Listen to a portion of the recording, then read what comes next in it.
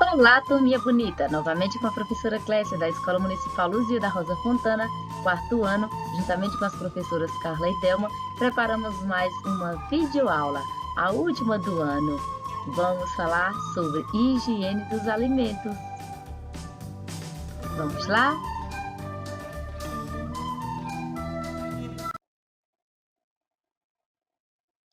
Higiene dos alimentos. Ao final de uma vida inteira, um homem normal terá consumido cerca de 50 toneladas de alimento, o que garantiu a esse indivíduo sua longevidade.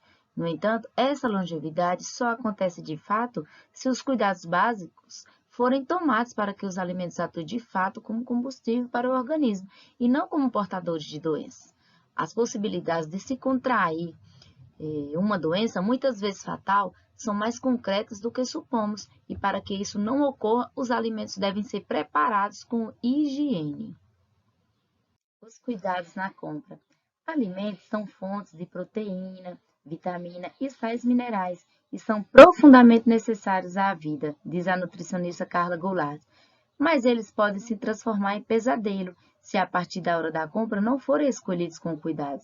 Nas feiras e varejões, por exemplo, crianças, frutas, legumes e verduras adquiridos ficam expostos ao ar livre durante várias horas, cada dia em uma região de uma cidade. Isto quer dizer que eles sofrem a ação do tempo, do clima, mas sobretudo da manipulação do feirante e dos fregueses, além da exposição à saliva, insetos e ao toque das mãos, que ao mesmo tempo contam dinheiro. Esses alimentos, ao chegarem em casa, devem ser muito bem lavados, principalmente as folhas, em água corrente, descascados e cozidos para se eliminar o mais possível de pesticidas, bactérias e outros elementos. Mais atenção ainda devem receber as carnes de frango ou peixe, que se deterioram com maior facilidade e que ficam expostos na feira. Os primeiros cuidados na hora da compra, antes mesmo da higiene dos alimentos, devem se concentrar no estado geral do alimento a ser adquirido. Se houver sinais de deterioração, por mínimos que sejam, não devem ser consumidos. Os cuidados na armazenagem. As dependências onde se guardam alimentos, quer sejam refrigeradas ou não, devem ser limpas no mínimo 2 vezes por semana, diz a nutricionista, quando não é possível fazê-lo todos os dias. Na geladeira, todos os alimentos devem ser conservados, tampados e periodicamente deve-se retirar dali alimentos velhos se houver. A despensa deve ser totalmente esvaziada e limpa, com um pano úmido, detergente e álcool, em seguida com um pano seco. Sendo um lugar quente, é o ninho preferido de insetos como as baratas tão comuns nas regiões quentes. Os prazos de validade dos alimentos, especialmente grãos e farinhas, devem ser cuidadosamente observados. E ainda, os alimentos cujos lacres já foram abertos devem ser mantidos fechados, pois o contato com o ar acelera o envelhecimento. Ao serem usadas as farinhas, cuidados para não introduzir em seu recipiente colheres usadas em outros ingredientes ou sem a devida higiene. Não introduzir as mãos, ainda que elas sejam bem lavadas, nos recipientes dos alimentos. Os cuidados na manipulação.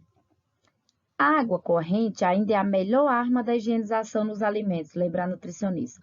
No entanto, se a própria água não tiver condições salubres suficientes, ela deve ser fervida ou tratada. As mãos, crianças, e braços também devem ser limpos e deve-se evitar conversar sobre os alimentos que estão sendo preparados, para que o perdigoto, a saliva, não caia sobre eles. Os cuidados na cozinha. Alguns alimentos atraem moscas, formigas e outros insetos. Evitar o uso de aerossóis e inseticidas na cozinha, usando ao invés disso mata-mosca manuais e cobrindo os alimentos e tampando bem as panelas. Também os animais domésticos, especialmente cães e gatos, devem ser mantidos longe da cozinha, não só pelo contato direto com os alimentos, mas também devido ao risco maior de parasitoses. Pessoas que acabaram de cuidar de um animal também devem lavar muito bem as mãos e não tocar em seguida os alimentos. Ao manipular qualquer alimento da despensa para evitar distrações e também por precaução com as crianças, qualquer produto de despensa que não seja alimentício deve ser mantido em outro local. Atenção principalmente a desinfetantes, remédios e outros químicos que devem ser conservados em áreas longe dos alimentos. Prevenindo doenças. As manifestações mais comuns relacionadas com a inadequada manipulação dos alimentos sem higiene são vômitos, diarreias, febres, além de infecções.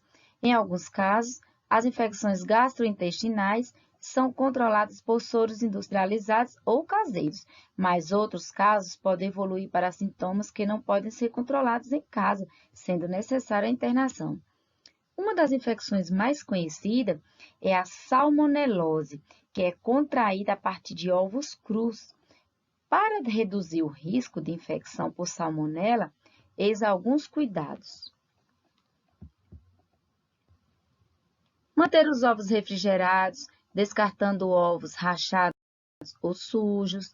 Limpar bem as cascas do ovo, colocando-o em água corrente antes de usá-los.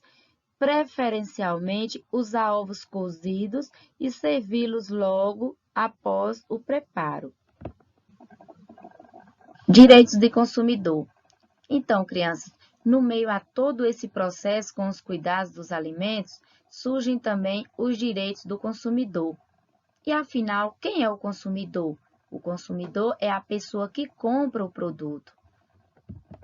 É direito do consumidor conhecer as dependências de um restaurante onde os alimentos são preparados. Também é direito do consumidor procurar e receber ajuda, instrução e orientação dos órgãos da vigilância sanitária, postos de saúde e PROCON, sempre que ele encontre nos produtos que consome algum problema referente, inclusive à higiene. Todo consumidor tem direito a reclamar nos postos de venda ou direto com o fabricante, caso encontre alimento em mau estado. Este tem direito a saber por que aquele alimento se deteriorou para poder decidir se continua ou não adquirindo o produto. E aqui, crianças, faremos uma pequena atividade. Vocês irão discutir com familiares e organizar uma tabela separando as práticas erradas das práticas corretas observadas em seu dia a dia. Anotar nos espaços de acordo com o que se pede. Lançadas as informações, apresente à sua professora através de fotos ou mini vídeo explicativo. A nossa atividade 2 será uma produção textual. Já que estamos em tempos onde muitos comemoram o Natal, conte para nós professores se você e sua família celebram esse evento e como acontece. Caso não celebre, explique as razões e envie no WhatsApp fotos ou mini vídeos realizando a leitura do texto. Tudo bem? E por hoje é só. Agradeço a todos pela participação nas aulas. Esperamos em Deus que Ele prepare maravilhas para nós em 2021. Desejo a todos um Feliz Natal e Ano Novo. Beijos, fiquem com Deus.